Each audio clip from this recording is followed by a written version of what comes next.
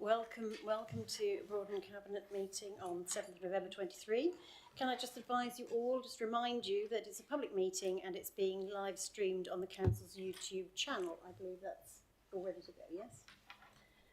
Thank you. So if I can start the agenda then, if we look at declarations of interest, does anybody have any interest to declare? Not today, lovely. Apologies for absence. Do we have any, James? Thank you. The minutes of the Cabinet meeting held on the 10th of October 2023. Have we all had the opportunity to read those? Does anybody have any comments they would like to make on those? No? Okay. In that case, can we just nod our heads or raise our hands to indicate that we are happy for those to be accepted? Thank you. So that confirms a true and accurate record. Thank you very much, James.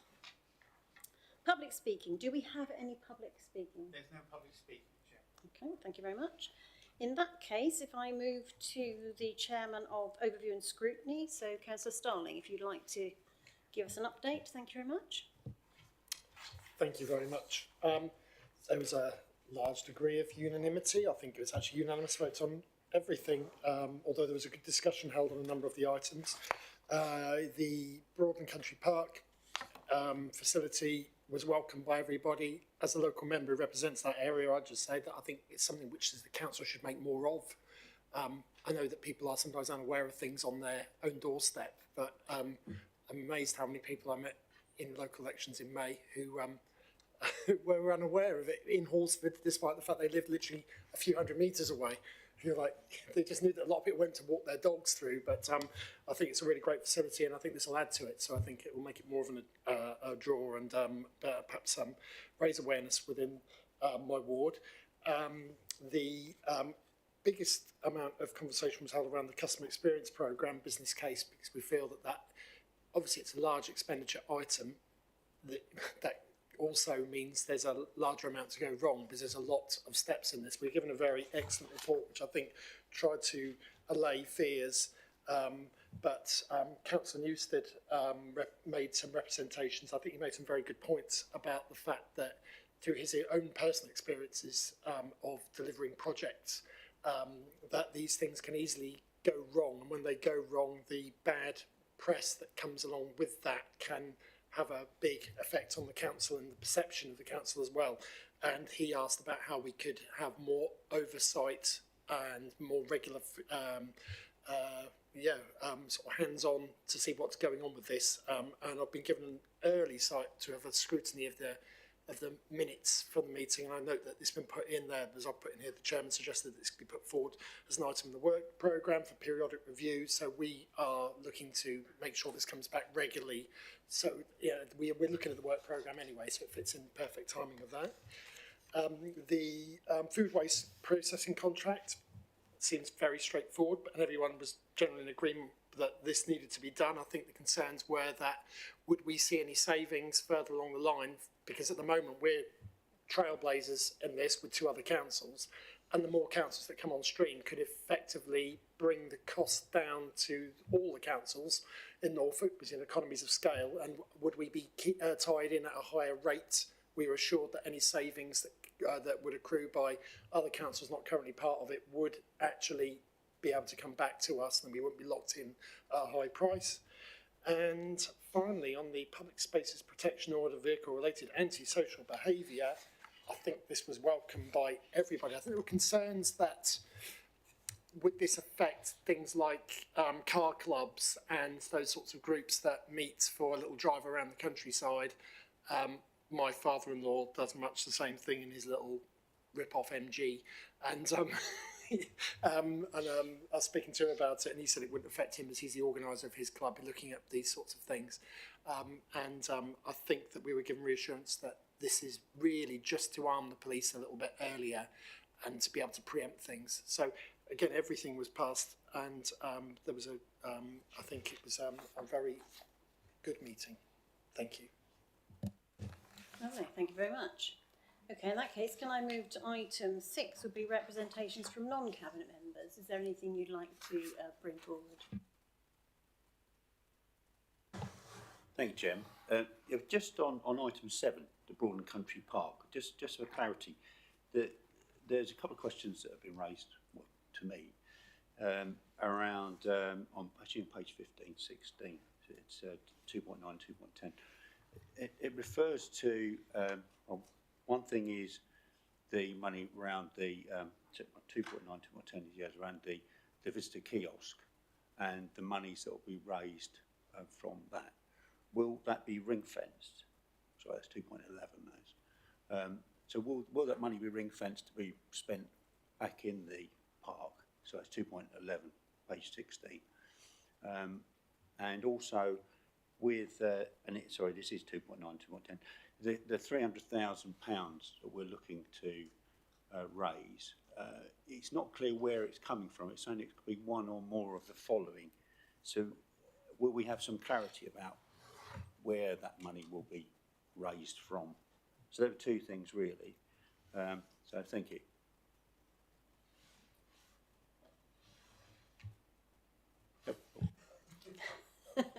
Yeah, I think those questions have been raised by us also. So I think if you hang on till we get to that point, and then if you want to raise that question again, if it doesn't get covered or what, I'm happy to include that if that's all right.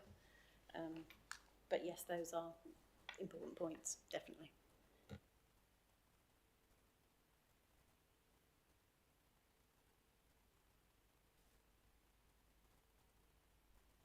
In that case, then we're now moving on to it, Fran. So item 7 then, the Broadland Country Park. So if I could ask, is one of the Cabinet members speaking first, or is Annie's coming to give us the download on it?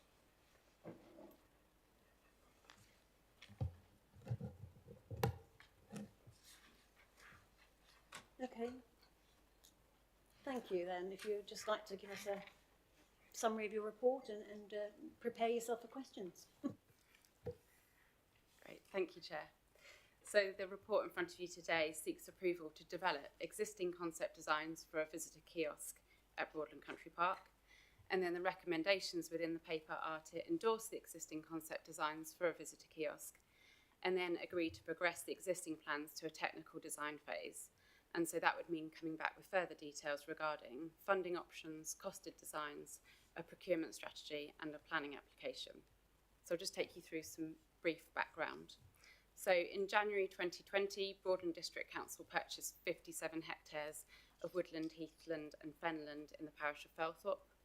Alongside this is a 19-hectare area of woodland that Broadland District Council already leased, and then that overall area forms what we now refer to as Broadland Country Park. Broadland Country Park was officially opened to the public in April 2021 and was named as well in 2021. The site was originally acquired as part of the Council's requirement to deliver sustainable alternative natural green spaces, or SANGs as we refer to them, and this is to mitigate against the impact of recreational disturbance on internationally designated Natura 2000 sites. So just to put that in context, the idea is that a new country park provides an alternative destination, and so it reduces impacts on those protected sites. When the site was originally purchased, it was recognised by Broadland Cabinet that the site could do more than simply meeting that statutory planning requirement, and there was also an opportunity to foster local communities, to grow a sense of place, to support well-being and outdoor education, and also to enhance and promote biodiversity. And so when the decision was taken to purchase the site, Cabinet also then endorsed a number of management objectives, which I'll just briefly go through. So they were to provide facilities that meet the needs of a range of different user groups, to encourage wider public access and use of Broadland Country Park, to enhance biodiversity, and to develop the long-term financial sustainability across the site.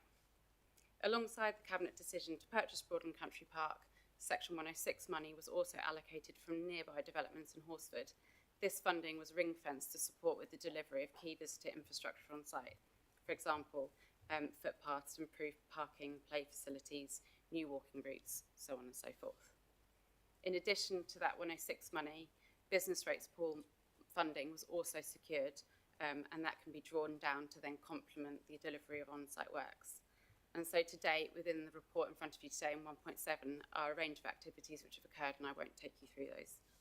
But to summarise, the range of activities that have occurred thus far have both grown the visitor appeal of Broadland Country Park and have begun to really embed those on-site management principles.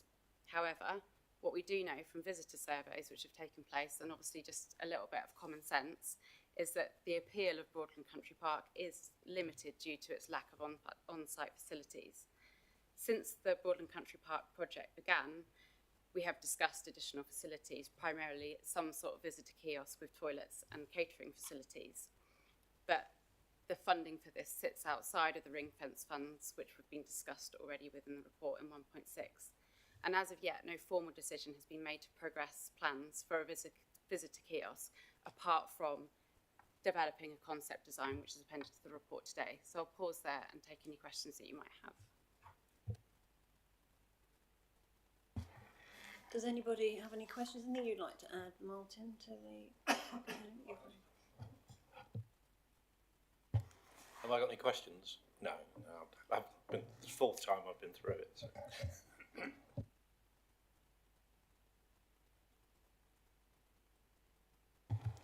Yeah, thank you very much. The provision of permanent toilets will be a great asset to the park. The existing toilets, as good as they are, and they are good for temporary toilets, they're not as good as what they should be here. If we go to other similar facilities, for instance, the Holt Country Park and the RSPB Centre on the Norfolk coast, they all have a cafe of some description. Quite a lot of it is outside to be consumed, but both those facilities do have indoor eating, whereas the indicative drawing on here doesn't actually imply indoor eating. And I think we ought to at least consider that as part of the project going forward.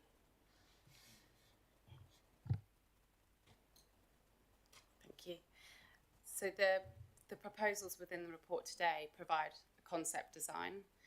So there's still the opportunity for that to change slightly as we take plans forward, subject to Cabinet's agreement today to do that. The other thing that the proposal suggests is a modular design, and therefore there's the opportunity to extend the provision of that facility in due course. So as and when the visitor numbers on that site begin to increase, there is the opportunity to kind of organically grow that facility in a way that's appropriate to the scale and nature of the site.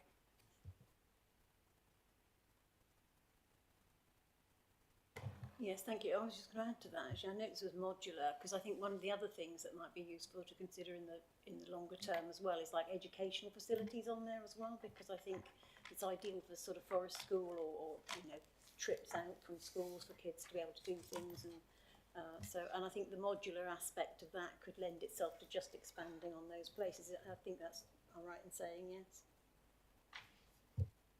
Yes, that's correct. And so there's already activities that we have begun on site. A couple of weeks ago, we ran a Halloween event for families. We had over 80 families turn up to that event.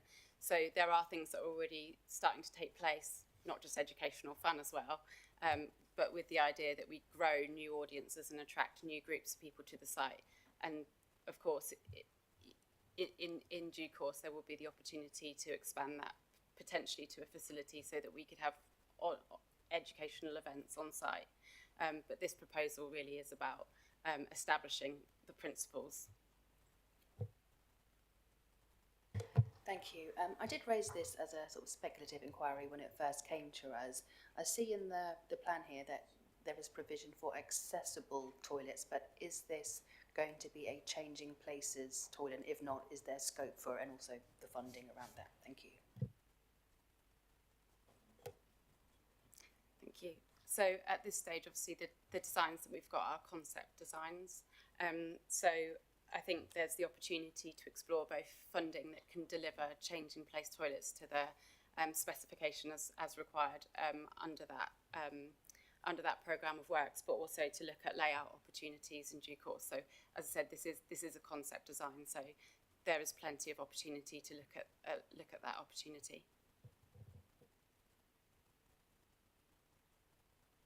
So just to recap on Councillor Wymark's comments about the funding for this, did you want to just reiterate a question or be more specific?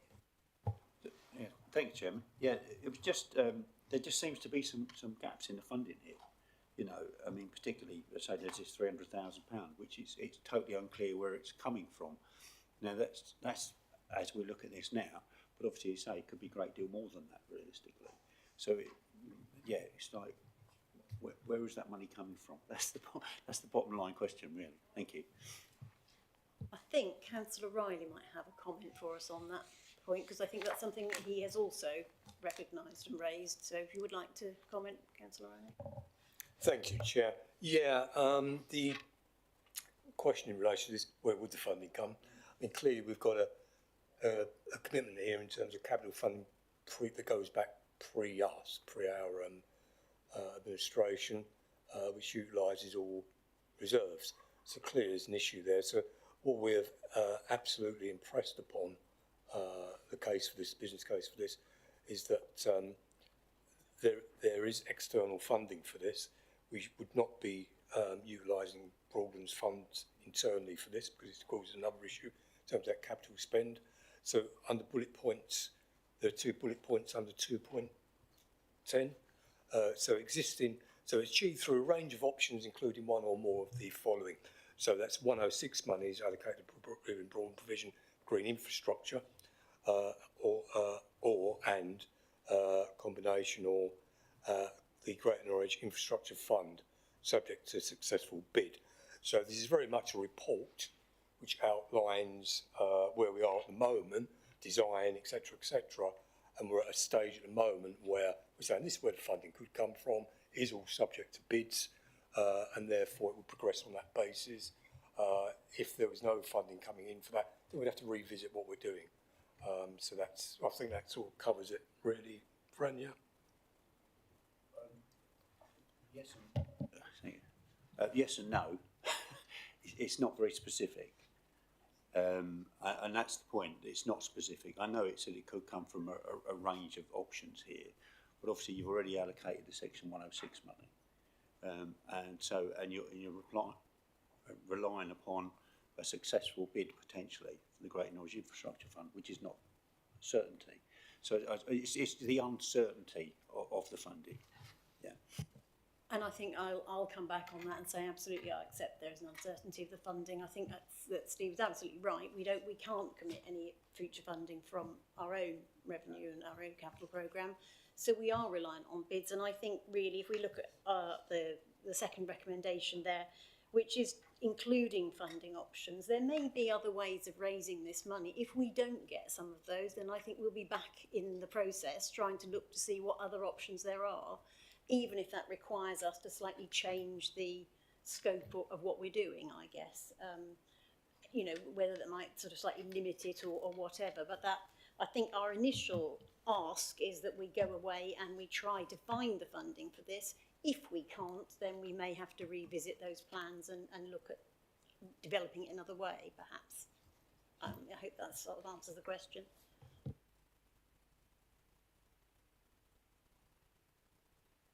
All I was going to do is effectively support what Steve Farron and yourself have said.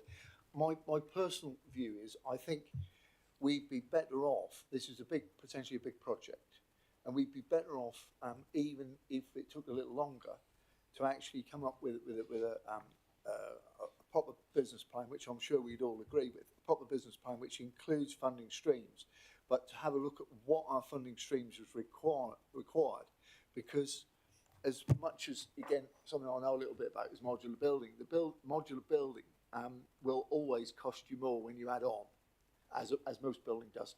If there's a more ambitious programme, just for example, which we can fund through using different funding streams. Again, Steve mentioned Great Norwich Infrastructure Fund. I thought, yeah, this is a possible stream for it. There's possibly lottery funding, for example, as another stream.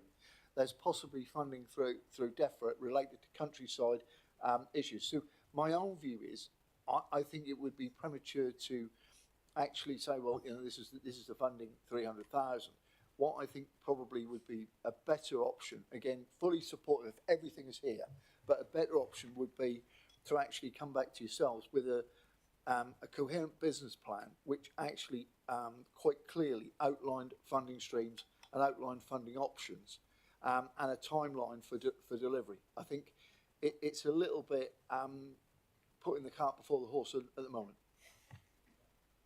Thank you. Yes, I do take those points, but I think I'm going to come back to the whole point about this is that it is looking at including funding options, detailed costed designs and a procurement strategy, etc., etc. So at that point is when we will come back with those things. I understand what you're saying about, you know, potentially the added cost to adding to a modular building, but I can assure you I'm pretty confident that if we want to actually brick build something, that would be considerably more than a modular building, and we wouldn't then still be able to extend it. So there's lots of things that need to be taken into account.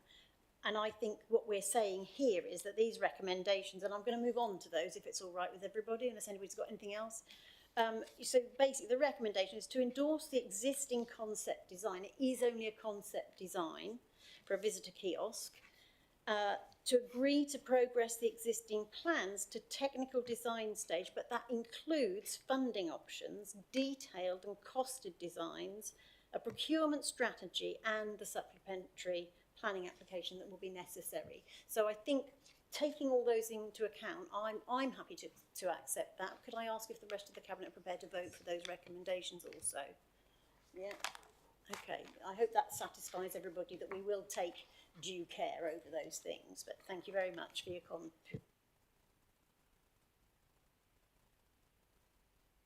Myself off. I know you find that hard to believe. Yes. I came for that item, so I now have to go. I'm sorry, I've got a prior engagement.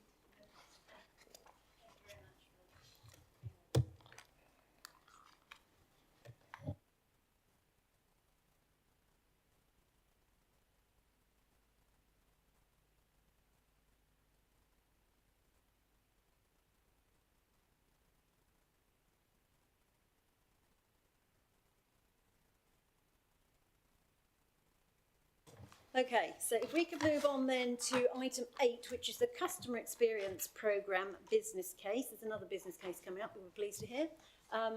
Did you want to say something first, Dan? Or you're going to let Corinne give us an introduction, and I'll come back to you after that process has happened. Thank you.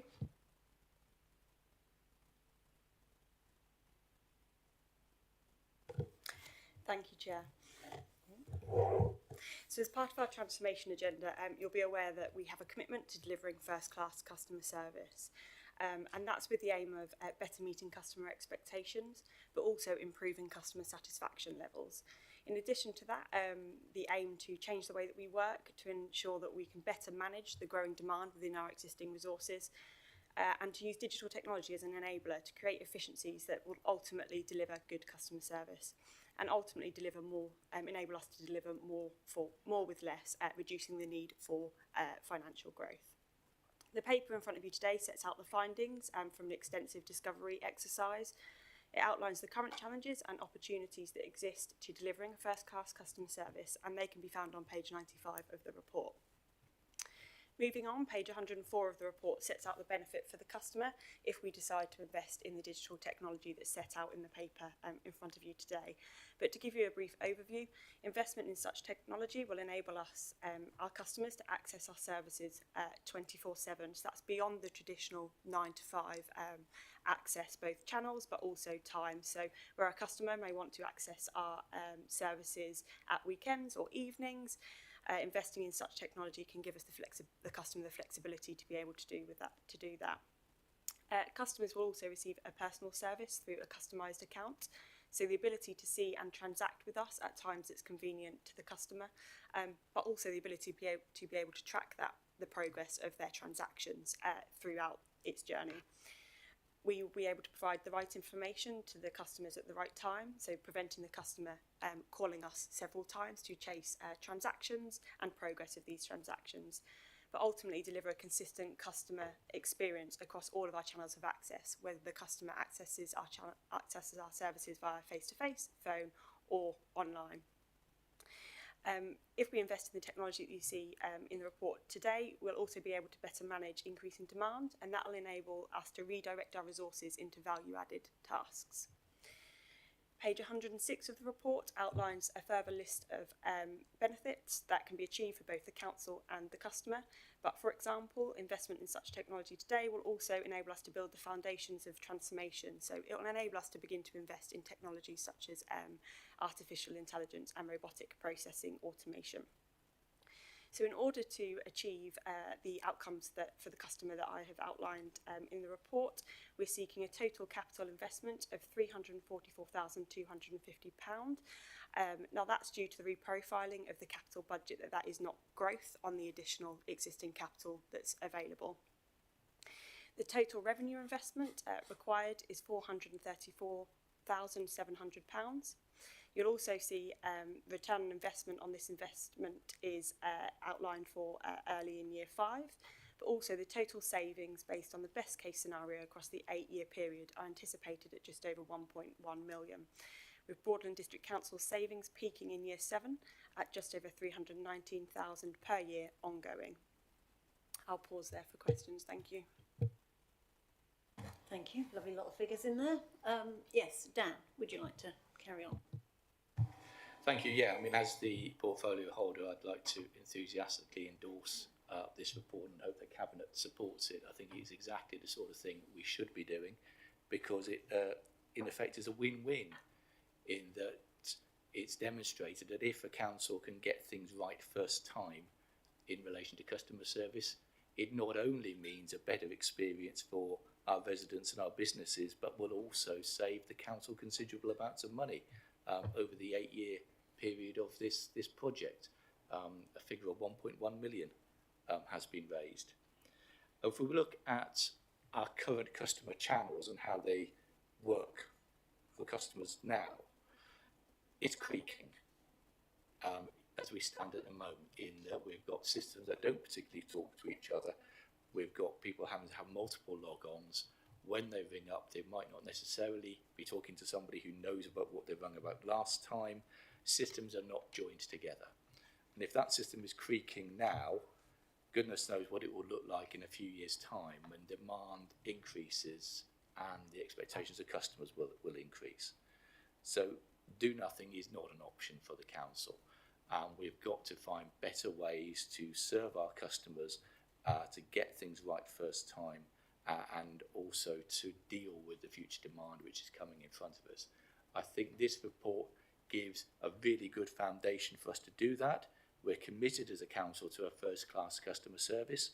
We haven't necessarily had the tools yet to achieve that, but we will do, hopefully, as a result of this report. So I'd enthusiastically endorse it. Lovely. I've got a comment I'd like to make, because I think one of the things I think is quite important, and one of the questions I ask, is we do still have people who like to phone up, and we do like people who like to come in. I think what I was particularly impressed with this is it means it doesn't matter how people want to contact the council, they can do it. People will then be able to see what's happened before, and there'll be some tracking so that people don't just drop off the end, because sometimes, you know, there's one of the biggest complaints I think all us councillors get when we go to parish councils is people trying to ring up and then they don't get a reply, or, you know, somebody's forgotten what it was they asked, or they can't track down who it was. I think this seems to me to be a really good answer to that, and so I happily, successfully go with what you've just said. I do know that the funding looks as if it's going to bring us some returns, but I can also see that Steve is champing at the bit to say something, so I'll pass over to him. Thank you, Chair. Yeah, I mean, the key aspect about this is our policy of improving services for our, as Dan's indicated as well, is improving our services and our offer to our residents and our taxpayers. But also what we've got to try and achieve is ways and means of doing that not only improves the service, but also is self-financing in the best possible way we can. Because at the end of the day, it's the residents that have to pay for these facilities. So you know, I mean, Dan obviously as portfolio has moved this. I mean, you know, I'd like to move it 10 billion times because there's been quite considerable work gone into this premise. And if you look at the recommendations, customer experience platform sounds quite dry, but it is about improving the service to our residents. And every time we do that, that actually means that we are being more efficient by using the techniques and the IT that this involves. And capital, it's going to cost us money, of course, and we are restricted because of the capital commitments previously to us. But as you can see in 5, we've worked quite hard to ensure that an uncommitted favourable variance from IT, that we've been able to focus that into this system. So there's no additional cost to our capital to bring about this improvement in terms of service. The other key factor about it is that once we move to year 5, we've got a return on investment coming in. It seems a long way away, but this is actually quite a complicated program that needs to be put into place. And as Corinne's already indicated, we're then talking about, you know, benefit over revenue of over 300,000 because there is a revenue consequence. And the revenue consequence in terms of pressure on our budgets need to be covered. And as you can see from the licensing fees that occurred here, they are ranging from 80,000, 50,000, 70,000 over this period of time period. So the savings in terms of revenue around this, in terms of efficiency, 300k, cover the licensing additional. So that's absolutely brilliant news for the residents. It means that we're financially prudent in what we're doing, and we are improving the customer service, as Dan's quite rightly said. And it's a good bit of work. Anybody else have anything they'd like to add to that?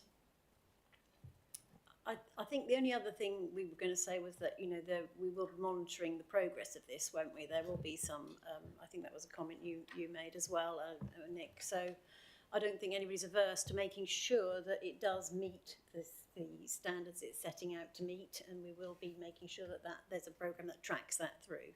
However that's done, I'm sure that's up for discussion at a later point. So if I could move everybody then to the recommendations. So we have the 2 items for Cabinet to agree, which is the procurement of a new customer experience platform with web content and data analytics, with integration capability for data capture and workflow for automation. It's awfully long-winded, isn't it? But you know what I mean. Number 2, delegate authority to award the contract for this new platform to the Director of Resources in conjunction with the portfolio holder for transformation and organisation development. And then we will be recommending to Council the capital investment required of 344,250, which is being funded by reprofiling the uncommitted favourable variance from the IT systems replacement programme, and finishing up with item 4, which is the revenue investment required, as outlined in section 4, is built into the base budget from 24-25. Is everybody happy to agree those recommendations? Thank you very much. Lovely. Oh, right. Yes. Chair, just before you move on, if you could indulge me, I'd just like to publicly say a thank you to Hannah, who seamlessly oversaw the transfer of our phone system and upgrade to a new provider to the point that nobody will have noticed. Thank you, Hannah. Except for the speedier answering, perhaps. Lovely. Thank you very much, Anna.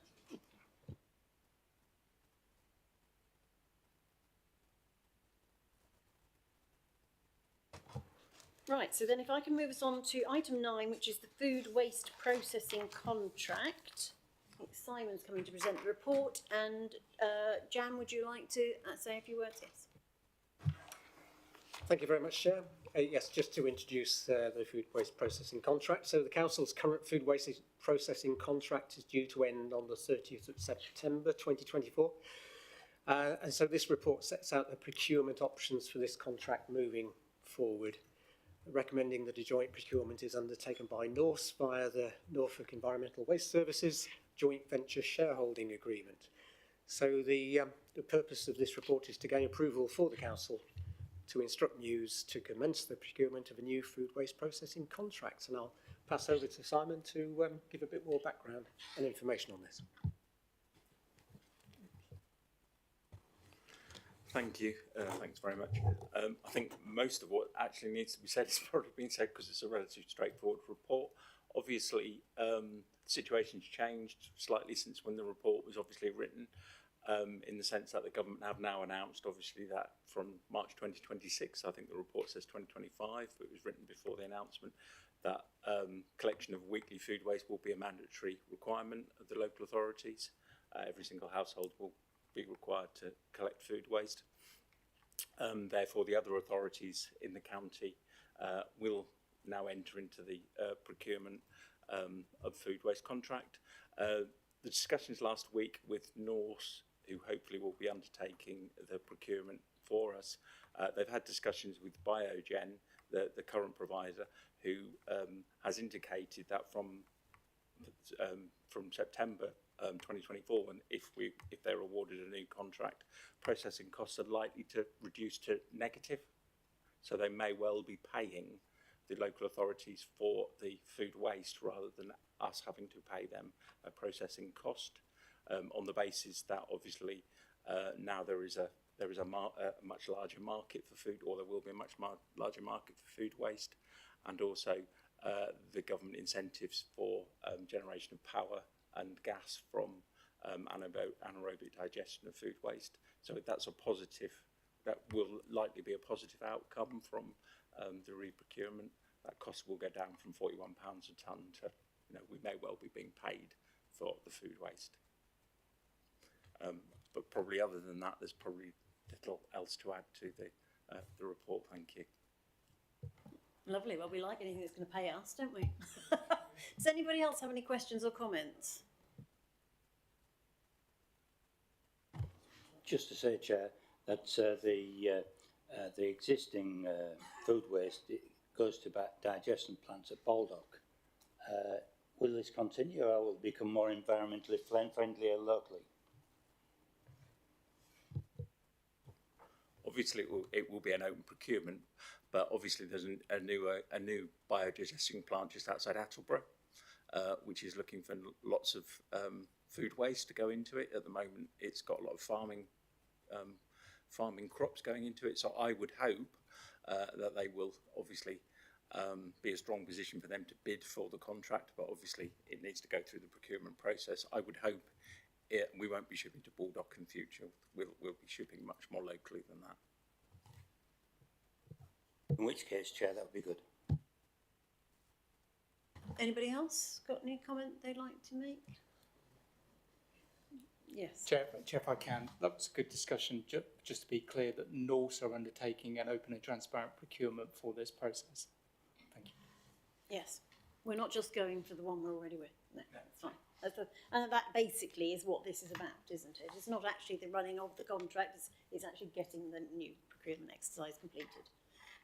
Are we all happy with that then? The recommendations formally instruct Norfolk Environmental Waste Services to commence a joint procurement exercise of the food waste processing contract via the joint venture shareholder agreement, and delegate the award of the new contract to the Assistant Director of Community Services in consultation with the portfolio holder for environmental excellence. Are we all happy with that? Yes, thank you very much. Okay, we can tick that one and say we're moving forward on that. So,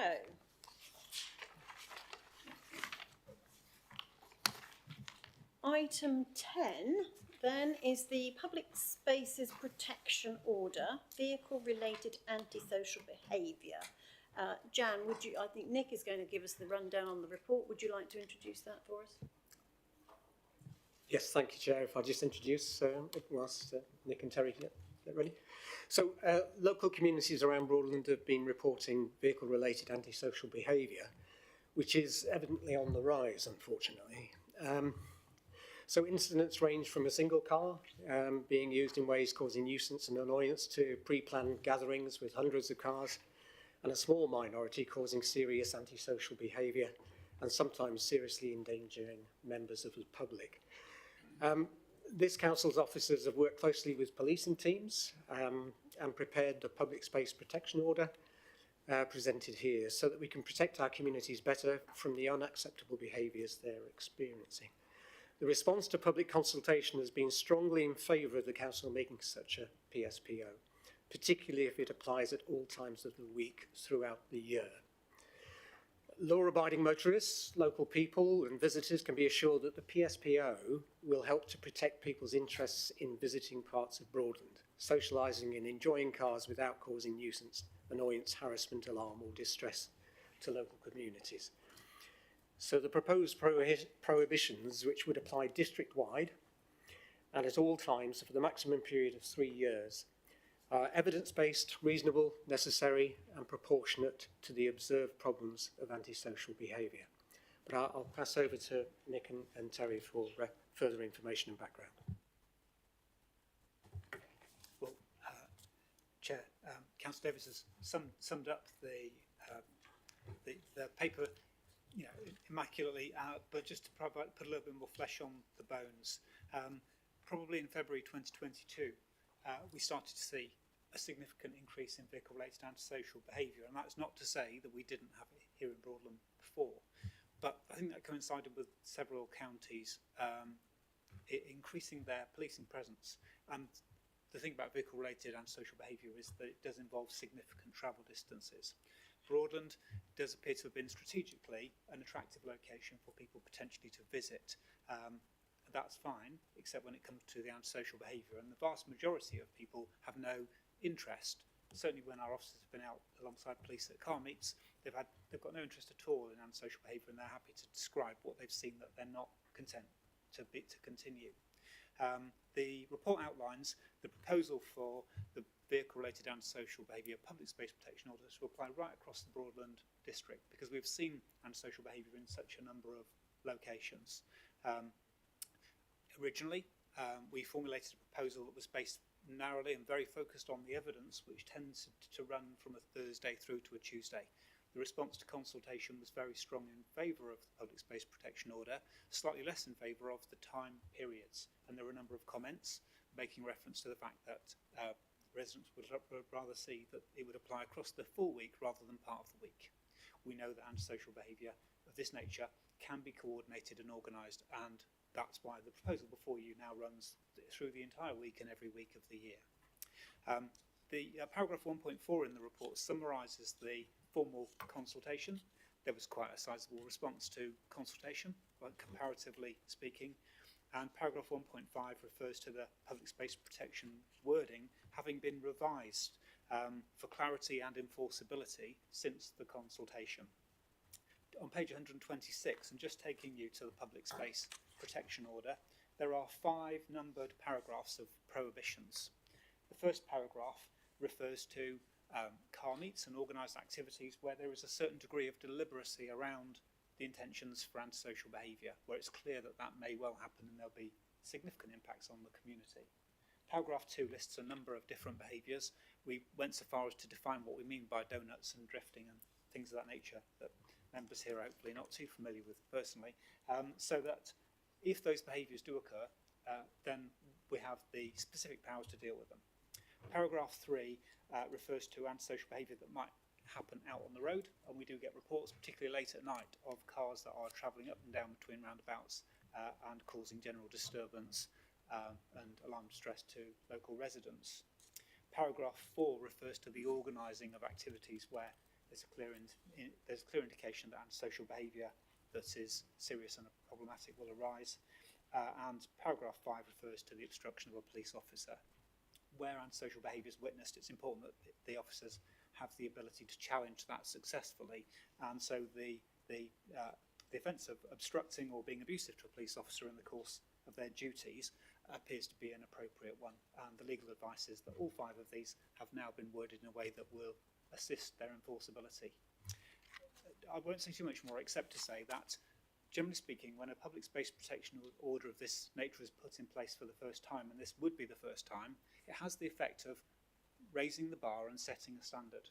And by and large, the majority of members of the population will respect and they'll observe that standard. So it is our aspiration that it shouldn't be necessary to enforce more often than necessary, but we clearly need to be prepared to enforce to protect our local communities. Finally, just coming to signage, and there's a note at paragraph 6.1, we estimate that initial signage for hotspot locations in the order of £2,000 to £3,000 should be sufficient, and we will then seek to scale up where it's appropriate.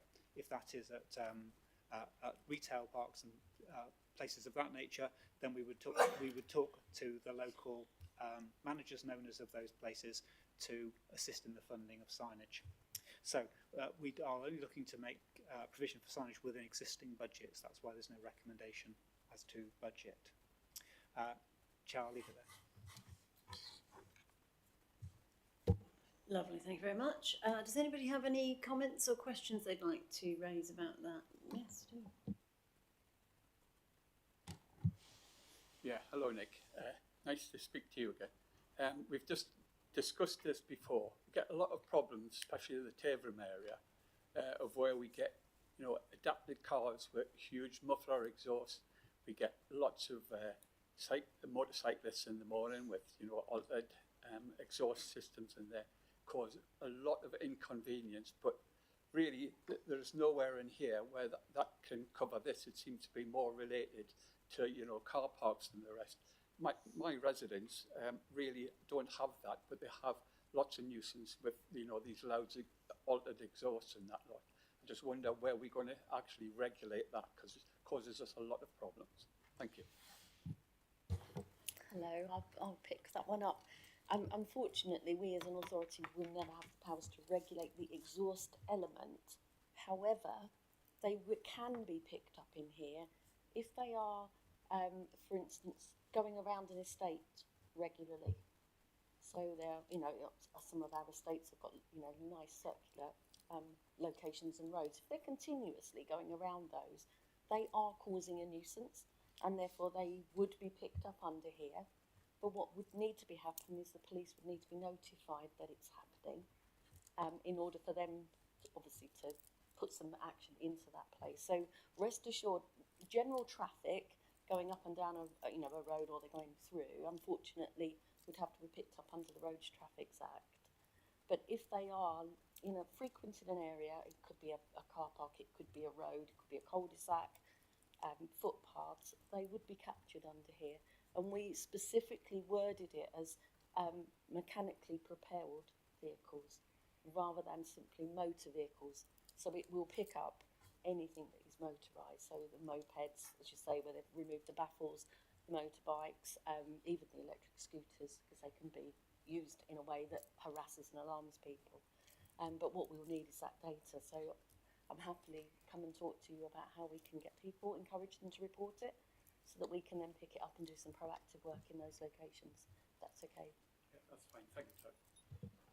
Yeah, thank you. I think that's, that this is one of the concerns, isn't it? And you can hear them going up and down the NDR sometimes with the silencers that have been, removed or whatever. There's a lot of this going on, and I know in one of my own parishes there's a problem on one of the local industrial estates, which is a private property, but they have people charging around there, and I'm pretty sure if you go to them and we tell them about this public spaces protection order, they will be more than happy to pay for signage in order to make sure that they actually are covered by this, because it causes so much anxiety amongst themselves and the residents. It's unbelievable, isn't it? So I am very happy about this, and I accept that the wording has been changed. I think what we've done with that wording, and if I'm right in, I think, Nick, you were explaining to me that as far as the lawyers are concerned, we've actually made it easier for the police to do something, because we're saying reasonable suspicion, and when you broaden it like that, it's harder for somebody to argue against it. So I think that's another good point I'd like to make about it. So I'm more than happy to go with this. I'm assuming the rest of us are as well. So if I could take us to the recommendation, that's all right with everybody? Unless anybody's got anything else to say? No? Okay, so the recommendation is simply recommend to council to make the public spaces protection order as proposed in paragraph 4.6 and appendix 1 over the geographical areas identified in appendix 2 for a period of 3 years, and I'm assuming it will therefore be reviewed after that point. Are we all happy with that? Marvellous, that's what I like to see. Thank you very much. Okay, thank you very much indeed. Very helpful. It will look good. And you have a comment, Councillor Riley? Something to say? Okay, should we move on to item 11, which is the forward plan then? Is that all right? Anybody got any comments on the forward plan? I think we've all been through it a number of times. I think we're all quite happy those things are coming forward. In December, yeah, second homes, council tax, discretionary housing, council tax assistance, etc., etc. Are we all sure that we all know where to find it? Everybody else knows where to find it on our website. Yes, marvellous, lovely. Okay, well in that case, thank you all very much for coming, and I will close the meeting at 10 to 7. Thank you all.